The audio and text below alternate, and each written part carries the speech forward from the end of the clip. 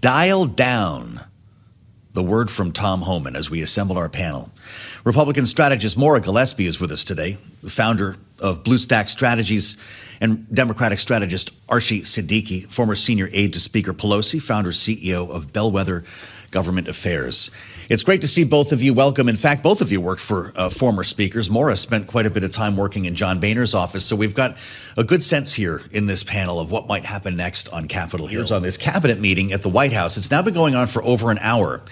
This story has not been mentioned. The funding standoff has, and the president said that he might have a deal with Democrats, but ICE has not been mentioned. Immigration enforcement, not mentioned. Minneapolis, not mentioned. Kristi Noem is at the table, sitting directly across from Donald Trump right now. If he calls on her, we'll bring him back in the room. But it's just an interesting bit of optics here as we have this conversation, Maura. There are reports now ICE agents are being ordered only to target immigrants with criminal charges or convictions. Is that the beginning of the reform in a public-facing way, the PR battle that ICE is going to be waging, as Archie suggests? Well, absolutely. I mean, that's what the American people voted for. By and large, most Americans support ICE going after those who have committed heinous crimes and who are here undocumented, and to hold them accountable, to bring justice to those victims. And that's what we want to see for our law enforcement.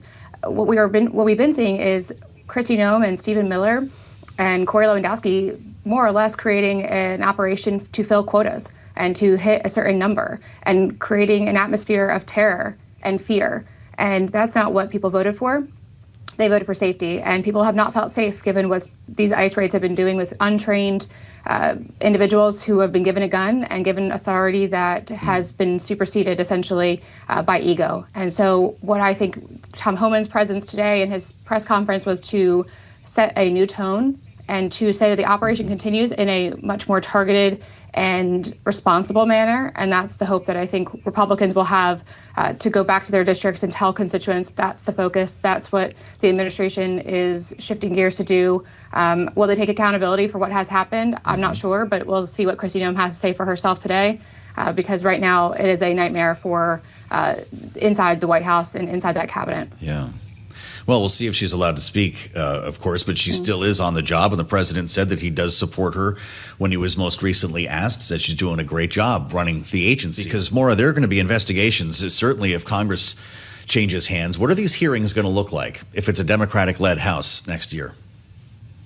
It'll be very interesting to see what Noem has to say for herself. You've already seen some of the inner squabblings coming out to light, saying that her verbiage and her reactions were directed by Stephen Miller and purportedly from President Trump himself.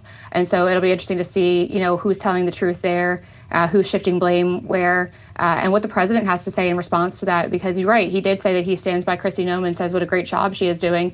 It'll be interesting, though, when these questions start to come out, who was in charge and who was directing these orders. Because, I think for an organization, an administration that has largely condemned the previous administration, calling it a auto pen presidency, well, then what do we have right now? Is it a shadow presidency run by Stephen Miller? I think that's a big question that Democrats and Republicans alike are going to be asking. Who's in charge and who's making these decisions? Because clearly something went horribly wrong in giving orders to an entire group of people who are undertrained to have such authority and really behaving in ways that are, in a lot of manners, reckless and endangering U.S. citizens, but also communities across the country, but here, especially in Minneapolis. Well, it's a really interesting point, Maura. The flow chart here is a bit confounding. As Secretary Noem says, I was following the direction of Stephen Miller, and the president, Donald Trump in this case, when it comes to the rhetoric that we heard. Miller was the one who called Preddy an assassin within hours of his death. And Kristi Noem was the one who talked about him. Yeah, go ahead, Maura. Go ahead. And I'd also point out that the vice president reshared or retweeted, whatever we're calling it these days, what Stephen Miller said, calling him an assassin. And I don't think enough attention has been paid to that because, again, I do think that the president was appalled by what happened on Saturday and has clearly decided that he needs to get a hold of what's going on and put Tom Homan in charge to try and course correct. But very little has been paid attention to J.D. Vance's role, and I do think that there needs to be some accountability for Republicans to feel confident in going forward for these next few years. But you're seeing that reflected in what's going on in the Senate right now with not wanting to fund DHS because of this situation. And so I do think there needs to be a little bit of a conversation in-house right now.